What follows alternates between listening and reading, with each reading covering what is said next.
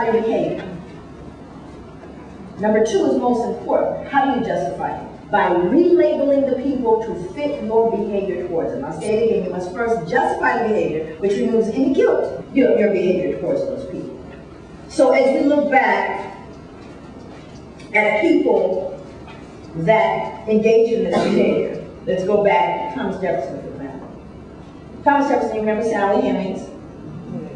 Everybody had the big people clutching the pearls. Lord, not our Thomas.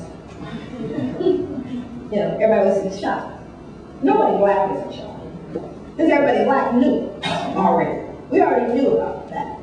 But look what Jefferson said. He said that black, this is inconsistent with his behavior, though, isn't it?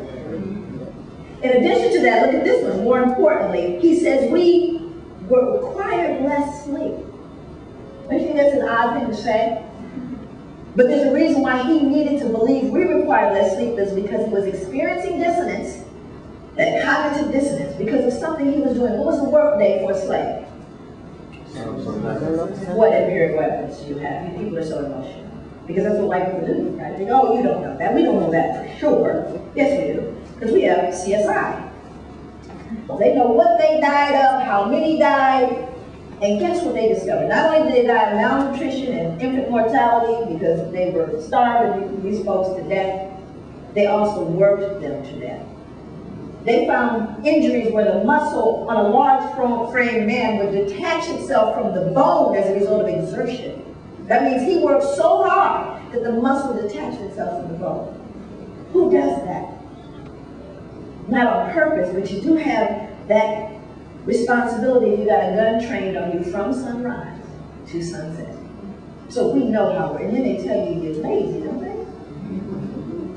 And here's the irony, let me tell you where that came from.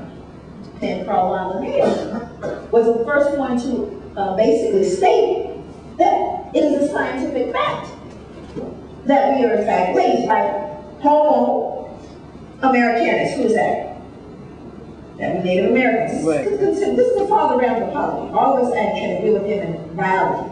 You took high school biology, you can deal with him. He said that Homo americanus was reddish colored, obstinate, contented, and regulated by customs. Homo europaeus, that was white people, as white, fickle, sanguine, blue-eyed, gentle, and governed by laws. Homo asiaticus, Asians, sallow, grave, dignified, avaricious, and ruled by opinions. And Homo afro, look at this one, as black, phlegmatic, cunning, lazy, lustful, careless, and governed by caprice. Look at the date, 1707 to 1778. American chattel slavery alive and well. This group that we've given only scathing attributions, don't they deserve it? These people, I'm just sure that we've enslaved them with my dissonance. And on top of that, I told you it's a scientific fact. Not a shred of science here, none.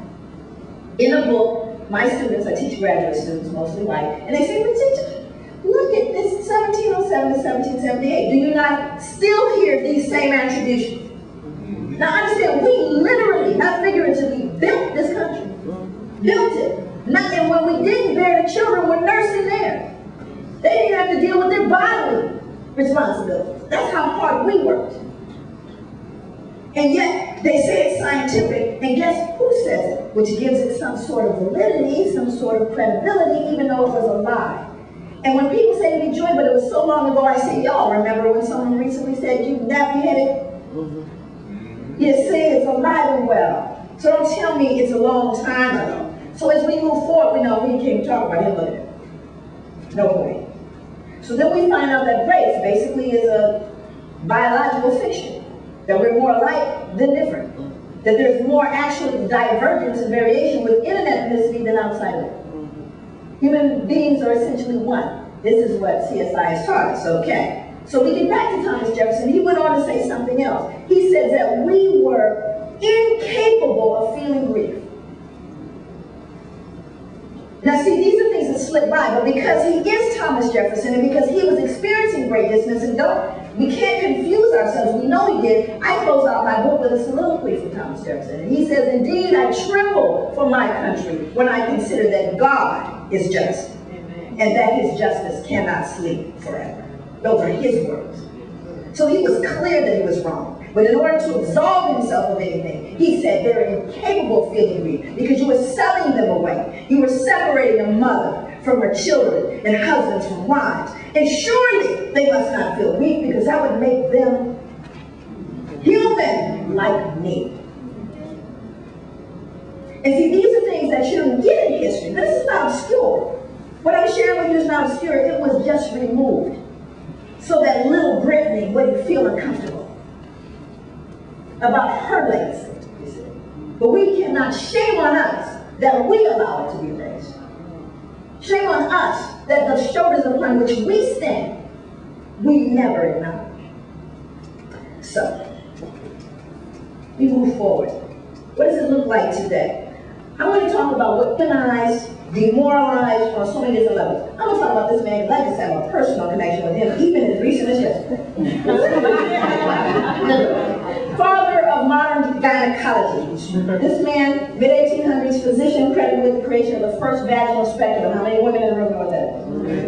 Men in the room that don't know what it is an instrument designed to open up the vagina. This gentleman was credited with whom? He had built a makeshift hospital, he called it a hospital, it really wasn't that, in his backyard where he conducted painful experiments on unanesthetized slave women. He reasoned that slave women were, really well suited because they were able to bear great pain. This man cut into women who screamed, and he simply said, their race makes them girls. It's not that bad. He is touted as being the wealthiest physician to have ever lived, and there is a statue of him in Central Park right now. I was there today, took a picture of it, and we were all about taking it down. Actually, I was ready to go to jail. I was ready to face it, take it, whatever we got to do. Because this man represents part of our Holocaust. And he is being praised. And I'm going to show you that photo. So you should get very angry and get arrested with me. Taking it down. So one of the things that we have to understand is the reason why these men were taken to Sims, why we got these black women in these, because they complain, this is a quote, these black women, enslaved African women, are not fit for duty. They suffer from something called an obstetric fistula. A fistula is a breakdown of tissue in the vaginal wall, frequently as a result of childbearing. A woman pushes, and when she pushes, she tears. Fistulas occur more frequently when they are happening to a young girl who shouldn't be bearing children. They didn't wait till they were 18. So you're looking at a 12-year-old trying to push out a baby. So they gripped all the way through, which caused leakage of urine and feces, which made for a very uncomfortable humiliating experience for these women. Well, here's what we have to understand. It did not preclude them, once they healed from the fistula. It was gaps, and so there was urine and leakage, but they did work the fields. Didn't stop them from feeding the animals or cleaning. So what were they unfit for? They were unfit for sexual access by the master. So he brought them to Sims to fix them. And that's what he did, and that's why he did it. Because you couldn't touch a white woman's vagina. This was during the Victorian age. You couldn't even look upon her body, even as a physician. But this is what was done. And in case anyone thought, got it twisted, we can't rape them, they're incapable of being raped. But we have to know that they aren't the only ones that suffered from something called trismus syncytium, which is neonatal tetanus. Usually, this is something that comes from horse manure, which is likely the cause because this is slave, infants were in the proximity of animal stables. Well, he said it was because of the intellectual flaws and indecency of their parents and stuck one of those in their heads at birth. 100% fatality rate. This man is praised, do you hear me? He's a monster. Well, let's look at how science justified the behavior. How do you justify this about what you do to these black women? What is the rule? What must you do? You got to justify your behavior. How do you do so? By relabeling the people to fit your behavior to work. Okay, this is taken right out of medical books. For their first pathological symptom for black women was their racial characteristic, their skin color. In a medical world that categorized life as either normal or pathological, people of the African diaspora were continually condemned to the category of pathological. Their abnormal skin color, anybody in here black, you're abnormal, number one, serving as a foil for normal white skin. So the belief was that our black skin was some kind of pathology overlaying normal white skin. Here's what they decided we had: congenital leprosy. This is how they explain why there's so many of them. They all have congenital leprosy. That was our first pathology as women. Was the fact that you're black. Something's wrong with you. Number two, second symptom of pathology, gender. Well, they're female. Black females were perceived to be, listen to this carefully, irreligious, lustful, and immoderate. Isn't that convenient? It's not me. They are scientifically irreligious, lustful, and moderate. So of course, they're lustful. They lust towards us, and they force us to rape them. Stay with me. It justifies what they did. Oh, it gets worse. And just when you thought it was over, they said, now, how do you know this? What is your scientific proof that they are irreligious, lustful, and immoderate? Their protruding buttocks and genitals were offered as physical evidence of their pathology. Anybody out there with a big butt? You tramp, you slept before. So they pathologized the black woman's body and said because she had this protruding buttocks, it was evidence that she was lustful. It was evidence that they were. Because they couldn't keep their hands off that butt, could they? We got numbers, 600,000. And doesn't everyone want the butt now? Beyonce, I guess, gave us all permission to have a butt. You can buy a butt online. I'm not kidding. They're injecting the butt. You can buy the one with the butt in it. And they're also injecting the lip. Yep. And oh my goodness, they lock in the hair and trying to find the safest tan and telling you you're ugly the whole time. Isn't that amazing? So, moving all the way forward now. If we were to look at, only photo in my book, by the way. This photo is a really famous photo, a man being beaten over keloids or overhealing on his back. Why do you think he was beaten? He's trying to get out of Dodge. Trying to get out of Dodge. Well, what if you beat people to death? I was curious about that. Well, we've got to create a law that absolves you. Because remember, you have to do what? To remove the dissonance? So we created a law called the Casual Killing Act. Let's be clear. And if any slave resists his master, owner, or other person by his order correcting such slave, he shall have to be killed in such correction, shall not be counted felony with the master, owner, and every other person so giving correction shall be acquitted of all punishment and accusation for the same as if such accident had never happened. They created a Casual Killing Act. Noble, civilized, intelligent people. And why did they? Did you know I went to look? I said, well, why would they need to do that? Who was killing for? Guess who was killing for? Never would learn this. White women were beating black children to death. And they couldn't have her feel dissonance. She was just trying to corrupt. Beating them to death.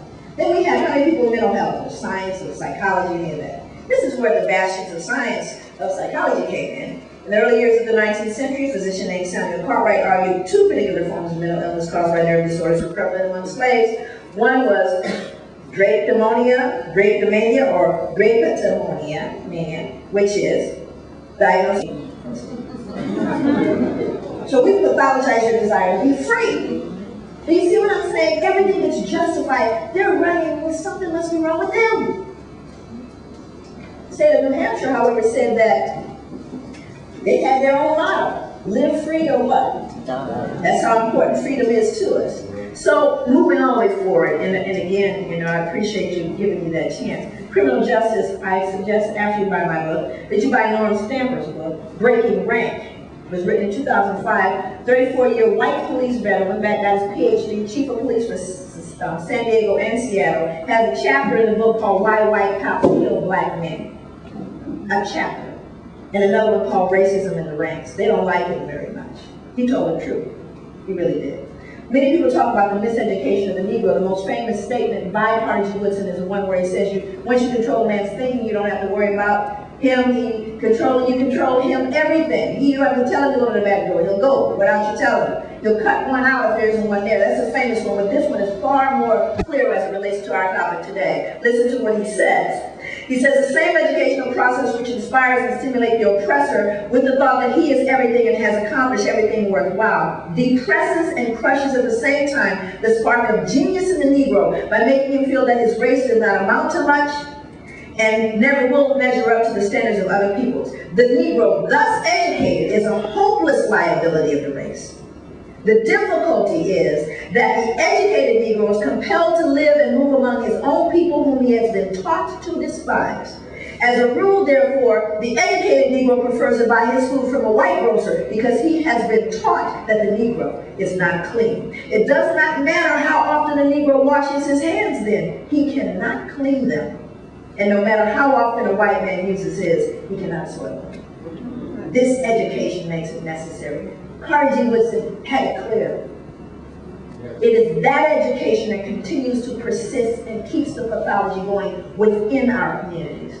It is that miseducation that is being projected on the media with the thongs and Flavor Flav, what you are. And don't you dare. And in other words, CNN did something. I was out of the country, I was in Ghana at the time. CNN did something about black folk. None of y'all were in that. Were you? Isn't that interesting? You would never think we existed in this room because that was not portrayed. Just good folk doing their lives. Because we cannot let you believe that that's what you are. So it's very important that we begin to understand the etiology of how we got here and then let nobody tell you that you can't look back. Matter of fact, folks try to act like the playing field is level. I said, tell me where and when. So here's my steps to heal. We assess this, and I'll give you 2 examples of what it looks like in terms of behaviors with adults and children that they call it ADD, ADHD, and all kind of other Ds. First of all, we got to tell the truth. I believe that one of the major issues in the African American and people throughout the diaspora is issues of shame. We are not telling our stories. My grandmother cleaned floors for white people so that my mother could go to school. My children know that and my grandchildren don't know that. I'm not ashamed of that. Those are the shoulders I stand on. We have to tell our stories. Not only the stories of Frederick Douglass and Harriet Tubman, and tell your story, because you're standing on some direct shoulders. Been out there saying we are the world.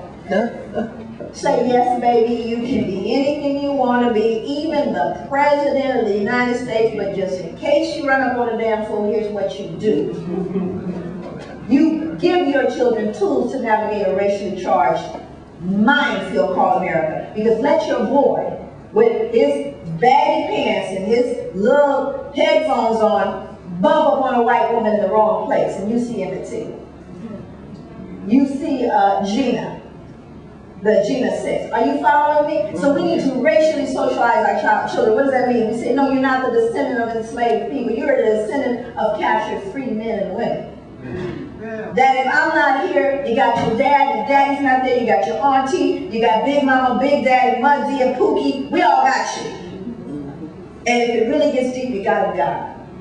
This is what we know based on resiliency work allows us to survive. We must racially socialize our children. There is data written by Howard Stevenson, who authored the racial socialization scale, which I used in my research, that proves that by doing so, you eliminate both criminal behavior and violence by racially socializing. Build upon strengths past and present, clearly. We have lots of things to build upon that make us have our rich culture. We adapted. We created our own music. We had a Harlem Renaissance in the middle of hell. So we have the capacity and have shown over and over again that we can make a way out of no way. We need to model the health, be the health that you're seeking. We have to model this behavior for our children, not mouth it to them, because children believe what they see, not what they hear. We got to look into the mirror every day, know that growth is something that is continuous. None of us in this room have arrived. We've simply agreed to take the trip. I learned a proverb most recently when I was in Ghana. And the proverb says, if you want to go fast, go alone. But if you want to go far, go together. Let the healing begin. Thank you. Yes.